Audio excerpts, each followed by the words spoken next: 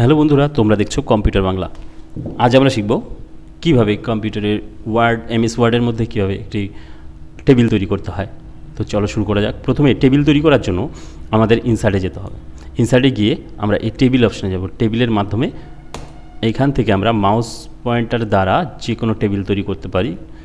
আর যদি আমরা particular rho column দিয়ে করতে চাই তো সেক্ষেত্রে আমাদের ইনসার্ট টেবিলে যেতে হবে। ইনসার্ট টেবিলে যাওয়ার পর এখানে লেখা আছে নাম্বার অফ কলাম আমরা কম বেশি করে দিতে পারি। 6 করে দিলাম। নাম্বার অফ রো এখানে আমরা 4 করে দিলাম। তারপর করব ওকে করার সঙ্গে সঙ্গে একটা কলাম টেবিল চলে আসলো। এই টেবিলের এই যে সিলেক্ট করা হলো এগুলোকে আমরা বলবো কলাম।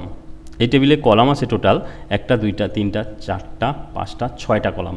আর এই যে সিলেক্ট করা হলো এগুলোকে বলবো রো। আর এই টেবিলে টোটাল রো আছে হলো 4টা। আর এই ছোটো ছোটো ঘরগুলোকে এগুলোকে সেল বলা হয়। তো এই টেবিলে আমরা ইচ্ছামতো রো কলাম অ্যাড করে নতুন টেবিল তৈরি করতে পারি ইনসার্টে গিয়ে, টেবিলে গিয়ে। তো বিভিন্ন ডকুমেন্টসে অনেক সময় অনেক ধরনের টেবিল দরকার হয়। তো সেক্ষেত্রে আমরা পারফেক্ট একটা টেবিল তৈরি করার জন্য আমরা এইভাবে টেবিল তৈরি করব। আর টেবিলটাকে একটু বড় করার জন্য সম্পূর্ণ সিলেক্ট করে হোমে গিয়ে আমরা লেখার সাইজটা একটু বড় করে দিতে পারি। এইখানে আমরা লিখে দিলাম ধরো এসএল নাও, সিরিয়াল নাম্বার। এখানে লিখলাম আমরা নেম। পরের ঘরে আসার জন্য কিবোর্ডের ট্যাব বাটন প্রেস করব। পরের ঘরে আসার জন্য, পরের সেলটার আসার জন্য এখানে আমরা লিখলাম এক্সাম। ট্যাব প্রেস করব, ইয়ার ট্যাব প্রেস করব, অথবা কিবোর্ডের অ্যারোগুলো প্রেস করব, up down right left, right arrow press করব। তাহলে আমাদের নেক্সট ঘরে কার্সারটা যাবে। ইয়ার এখানে লিখব বোর্ড। ট্যাব প্রেস করব, এখানে টোটাল। আর এখানে ক্লিক করে আমরা 1 2 3 লিখে নিলাম। এই টেবিলটা কলাম আছে হলো এই যেগুলোকে কলাম বলা হয়। আমাদের মনে রাখতে হবে ওপর নিচ যে সারিগুলোকে এগুলো কলাম বলা হয়, আর এগুলোকে রো বলা হয়, রো। তো এই টেবিলে কলাম আছে 6টা, রো আছে 4টা, আর এগুলোকে বলা হয় সেল। তো এই টেবিলটা তৈরি করার জন্য আমাদের ইনসার্টে গিয়ে টেবিল তৈরি করতে হবে। এই টেবিলের মধ্যে যদি আমরা চাই যে আরও রো এবং কলাম অ্যাড করব তো সেক্ষেত্রে কী করব? এক্ষেত্রে আমাদের একটু দেখতে হবে যে এই টেবিলের মধ্যে টোটাল রো আছে হলো 4টা, কিন্তু আমরা স্টুডেন্টের ইনফরমেশন লিখতে পারবো 3 জনের, কারণ 3টা রো ফাঁকা আছে এই রোগুলোর মধ্যে।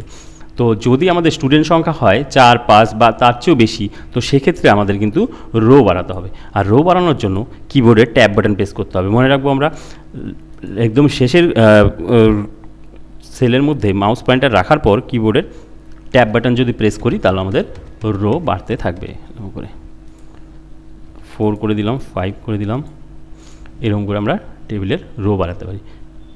এবার যদি চাই আমরা টেবিলের কলাম বাড়াবো সেক্ষেত্রে আমরা টেবিলের কলাম বাড়াতে পারি। টেবিলের কলাম বাড়ানোর জন্য আমরা যাব হলো লেআউটে গিয়ে এই অংশটা দেখব আমরা। এখানে লেখা আছে ইনসার্ট রাইট। তো যখনই আমরা এখানে ক্লিক করব ডান দিকে একটা কলাম অ্যাড হয়ে গেল। ঠিক আছে, এখানে আমরা ডিভিশন লিখতে পারি। তো রো নিয়ে আসার জন্য মনে রাখতে হবে আমাদের হয় ইনসার্ট বিলো, তাহলে নিচে একটা রো হবে, আর ইনসার্ট অ্যাবভ করলে ওপরে একটা রো হবে, আর লেফট রাইট এগুলোর মাধ্যমে আমরা রো কলাম অ্যাড করতে পারি। এবার যদি চাই আমরা যে কোনো একটা সেলকে দুটি আলাদাভাবে ভাগ করব, একটা সেলকে স্প্লিট করব, তো সেক্ষেত্রে আমাদের কী করতে হবে? দেখো, ইয়ারটাকে ধরো আমরা এখানে 4টা সংখ্যায় ভাগ করব, যেমন 2022।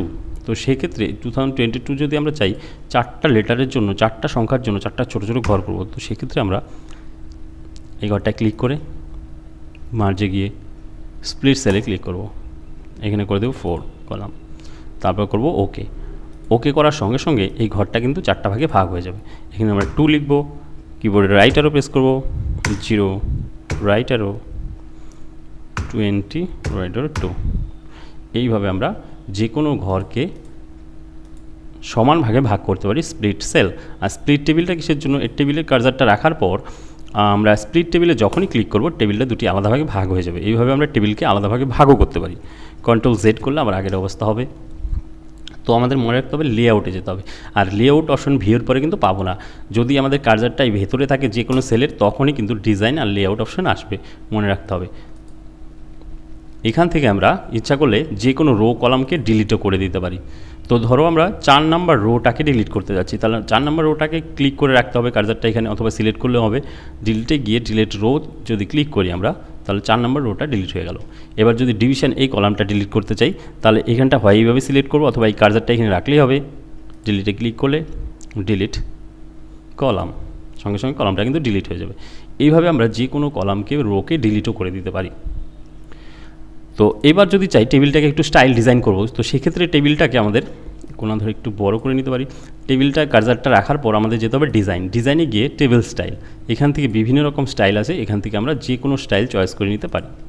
তো টেবিলটা স্টাইল এরকম চেঞ্জ হয়ে যাবে। তো এক্ষেত্রে তোমার যদি মনে করো যে এই কালারগুলো একটাও পছন্দ হচ্ছে না, তো নিজের থেকে কালার দেওয়ার জন্য তোমাকে লেখাটাকে সিলেক্ট করতে হবে। সিলেক্ট করার পর এই যে শেডিং অপশানে যেতে হবে, এখান থেকে আমরা নিজের ইচ্ছা মতো কালার দিয়ে দিতে পারি। যে কোনো কালার, হালকা বা গাঢ়, আমরা যে কোনো কালার দিয়ে দিতে পারি। এরকম করে আমরা নির্দিষ্ট কালার দিয়ে দিতে পারি রো কলামে।